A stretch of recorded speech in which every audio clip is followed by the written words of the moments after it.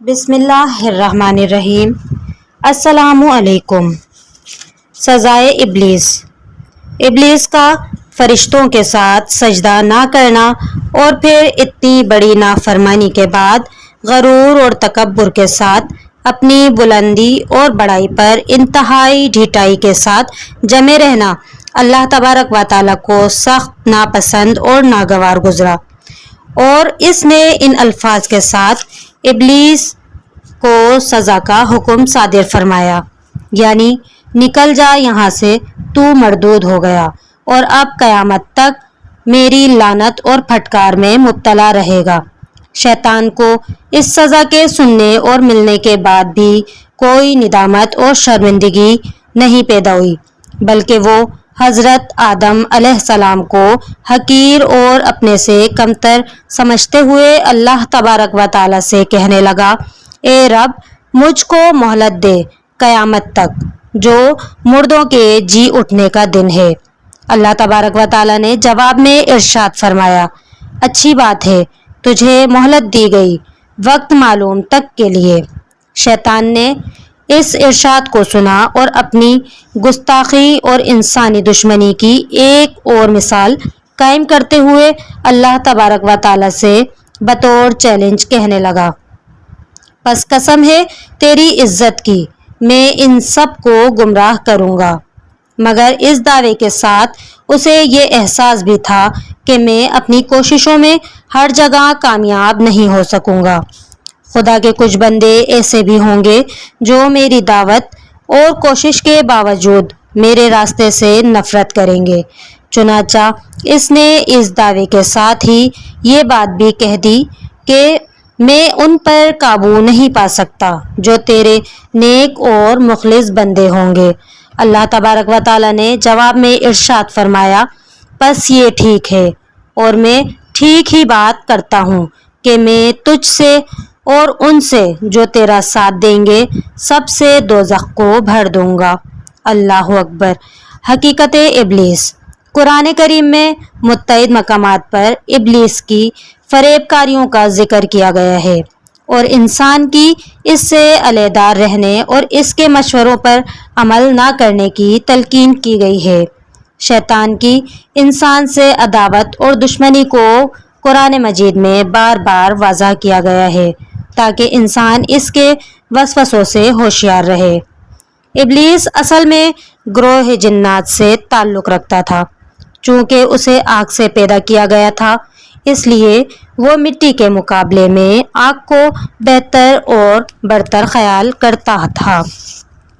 حضرت سعد بن منصور رحمۃ اللہ علیہ کا قول ہے کہ ایک مرتبہ ملائکہ سے جنات کو ان کی نافرمانی کی سزا دلائی گئی تھی، چنانچہ بہت سے جنات قتل ہوئے۔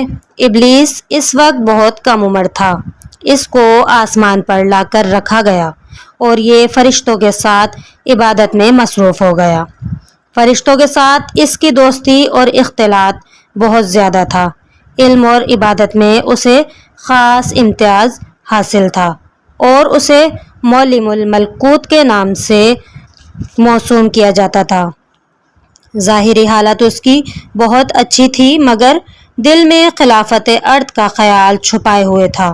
یہی وجہ تھی کہ حضرت آدم علیہ السلام کو بحیثیت خلیفہ فی الارض جب سجدے کا حکم دیا گیا تو اس نے اس دیرینہ خیال کو اس کے ٹھیس لگی اور اس نے سجدہ کرنے سے انکار کر دیا۔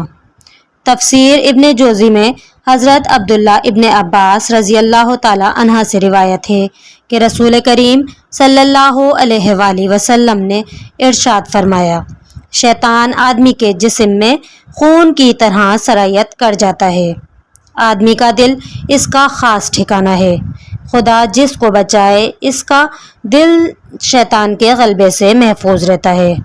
شیطان کو زبردستی راہ حق سے ہٹا دینے کی قوت حاصل نہیں ہے، صرف اتنی قوت اسے ضرور دی گئی ہے کہ وہ لوگوں کو بہکا کر اور طرح طرح کے وسوسے اور خیالات پیدا کر برائی کی طرف آمادہ کرے۔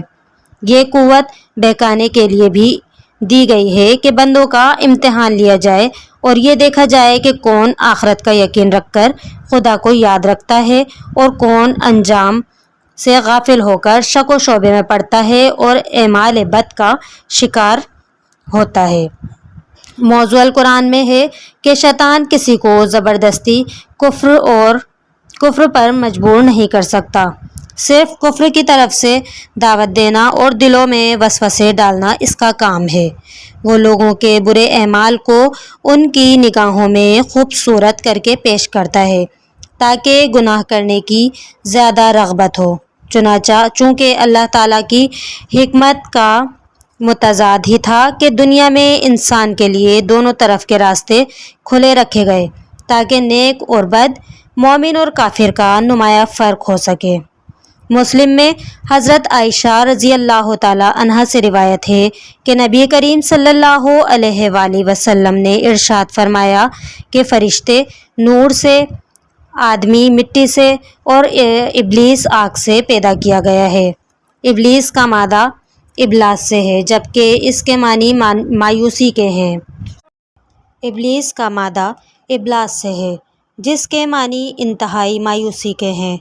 چونکہ اس کی پیدائش آگ سے ہوئی ہے اور آگ کی خاصیت یہ ہے کہ وہ ہر شے کو جلا کر خاک اور سیاہ کر دیتی ہے، لہٰذا یہ اثر فطرت ابلیس میں بھی نمایاں نظر آتا ہے کہ وہ زندہ آرزو اور تمناؤں کی شمع بجھا کر قلب انسانی کو نا امیدیوں کا ظلمتناک مدفن بنا دیتی ہے۔ بغاوت، سرکشی، انکار اور اپنی ذات کو عقل کل اور علم تمام سمجھ کر حکم الہی کی روشنی سے بے نیاز ہو جانا، یہ سب کفر ابلیسیت ہے۔ یا یوں سمجھیے کہ جو چیز نیکی اور اطاعت کی حریف ہے اس کے مت مقابل بطور تصادم کا کام کرتی ہے، اس کا نام ابلیس ہے، اور پھر یہ تصام جن دو صورتوں میں متشکل ہو کر مد مقابل آتا ہے اس کا نام شیطان ہے۔ لہٰذا ابلیس اور شیطان دو الگ الگ چیزیں نہیں ہیں بلکہ ایک ہی حقیقت اور فطرت کے دو نام ہیں۔